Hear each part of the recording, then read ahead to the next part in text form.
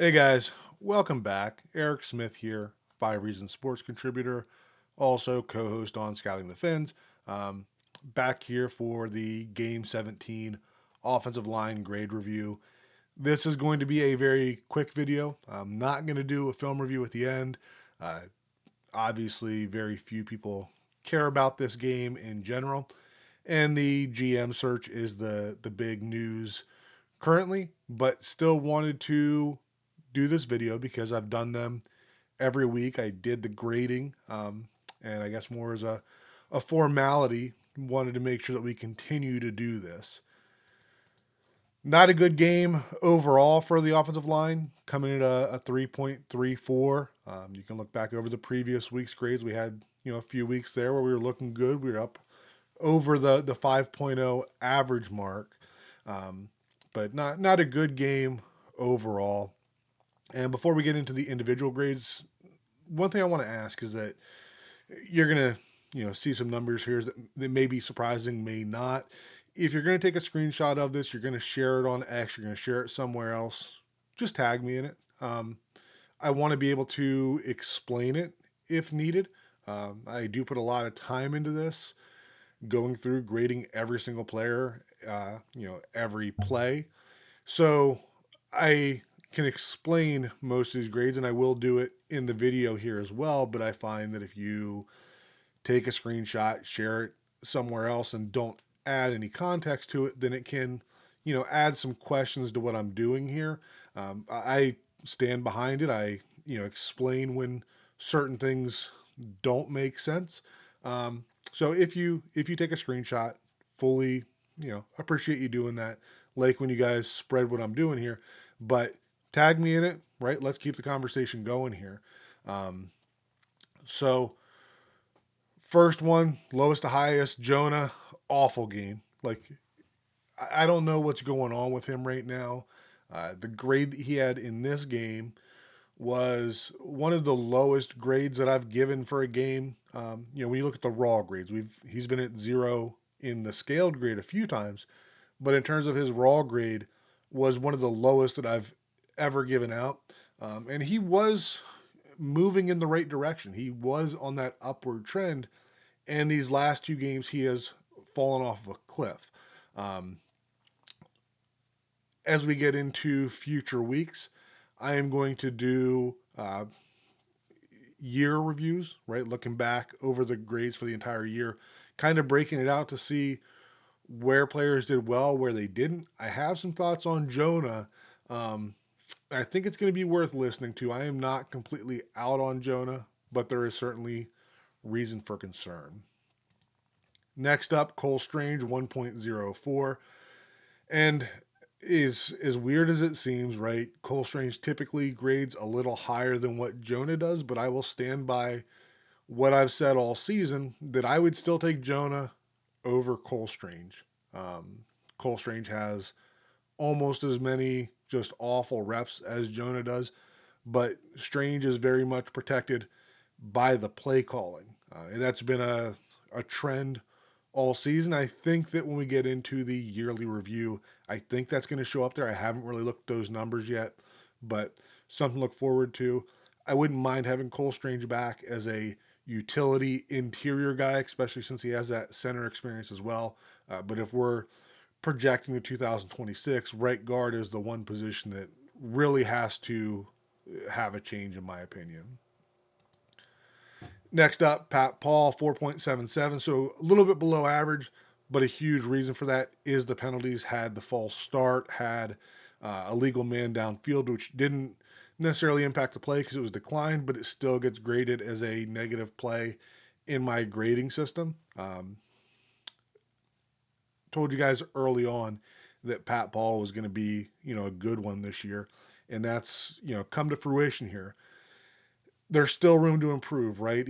I don't feel like he is playing at a Pro Bowl level yet, but that's not a bad thing, right? Second year, fairly raw, playing at a average to above average level pretty much all year. The sky is still the limit with Pat Paul, but again, as we get into those yearly reviews, there are some areas where he can continue to improve, and we'll break it down when we get to those. Aaron Brewer, not his greatest game, right? Graded out just a little bit above average. And this is another one. If all my videos are out there. If you go back to when we signed him as a free agent, I projected him to be a very good fit in this offense. Now, he has exceeded my expectations, right? Never expected him to be necessarily a all pro, but when he left Tennessee, there were a lot of questions with him, but you can go back to that video and I was very high on Brewer and he has, turned out to be a very great signing. I think that again is all within context, right? I know that I think Kyle Krabs was recently talking about something that I've talked about as well. That we're talking about GM change, a possible head coaching change. Aaron Brewer is one of the players you have to kind of consider in there because in a Shanahan style scheme where we're getting horizontal, running off the ball, like he is, not just above average. He is great at that type of stuff. One of one in some of that stuff. But if you put him into another scheme, I think he's still going to be a good player regardless, but he's probably going to slide back a lot closer to average. So great player, grades out great with what we're asking him to do, but not a perfect player. Still should be an All Pro this year, and the fact that he's not on the Pro Bowl roster is pretty much a crime. And then the highest graded player.